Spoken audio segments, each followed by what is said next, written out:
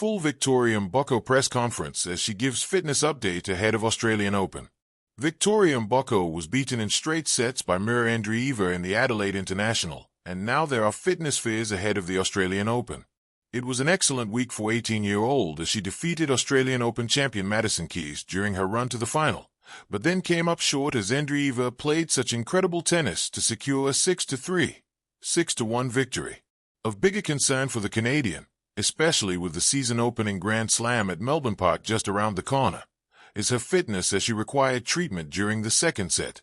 During her post-match press conference at the WTA 500, Mboko, who also played with a heavily strapped right knee the whole week, explained why she took a medical timeout and also gave her feedback on the tournament. The moderator, Vicky, so much to be proud of this week. Can you just share your thoughts on your run here in Adelaide? Victoria Mboko, yeah, well, of course today didn't go my way. Mira played such incredible tennis. Unfortunately, I didn't really wake up feeling the best today. I feel like, looking back at this week, there's so many positives I can take away. Especially the draw, getting to here, playing such great players, top 10 players, Grand Slam champions. I feel like there's so much I can learn, and there's so much I can be grateful for this week. For the start of the year even finalist is not a horrible result. So I think we can only go up from here. Q, can you take us through what was going through your body physically today? And when did you notice that things weren't quite right, and that you needed some medical intervention there? Victoria Mboko, actually, before I went on court I wasn't feeling the best. I really tried to push through in the beginning of the match. Mira is pretty tough, has a lot of endurance, and she was really pushing me to my limits. But it happens. Not every day you're going to feel great.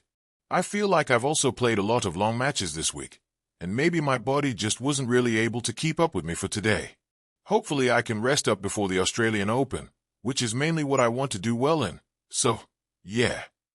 Q, do you feel like, today aside, that this is a rivalry where you guys are going to play a lot against each other over the next 10, 15 years plus, have a lot of great matches? Victoria Mboko, yeah, she's one of the youngest. She's a year younger than me. I feel like we're both at the very start of our careers.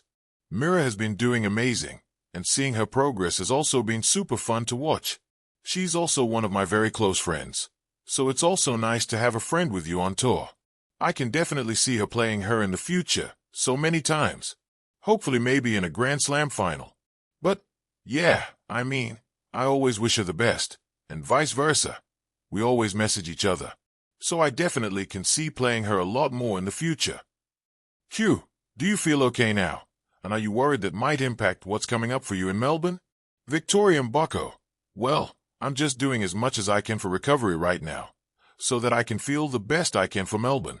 I can only control the best I can how I'm doing. Right now I just want to recover well. I have a day off tomorrow, and then I start again on Monday. So we'll see. I just want to try to be as ready as I possibly can on Monday.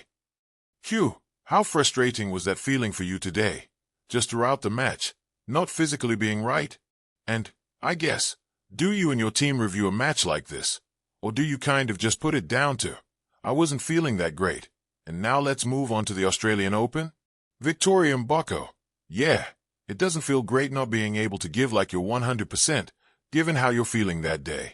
Sometimes your body just doesn't really allow you to give out, especially when you're playing such intense matches like this. But I feel like this happens a lot, and I know I'm not the only one that has had this experience. I can just learn from this. Looking back at the week, it's been a lot of positives to take away, and I don't really want to make this a negative experience. But, then again, Mira played really well, and I don't want to ever take this one away from her. So, yeah, it's been a good week. Q, there's been a lot going on in Melbourne this week already with exhibition matches. A lot of hype for the Australian Open. What are the benefits of being out of the limelight and playing in Adelaide for you this week?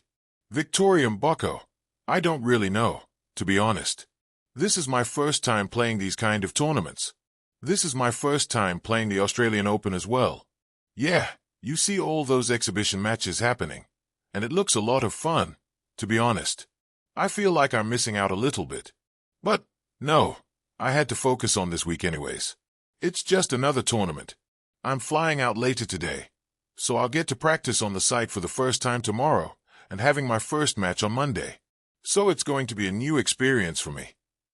Hugh, similar type of question. You had the United Cup last week, and then you had more matches in Adelaide this week. Is that the kind of preparation? Are you happy with that preparation? And do you think that that's the sort of style of preparation you'll look to do in future years for the Australian swing? Victoria Mboko. Yeah, I like how it was, the format. I think starting United Cup was a very fun event, a team event. And then going into this, which is like a normal, actual tournament style of play. So, yeah, I can't complain with how things went.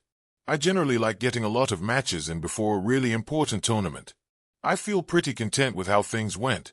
Going into the Australian Open with a lot of matches under my belt feels pretty nice, and I guess it can give me a bit more confidence going into the tournament. So, yeah, I like how things went.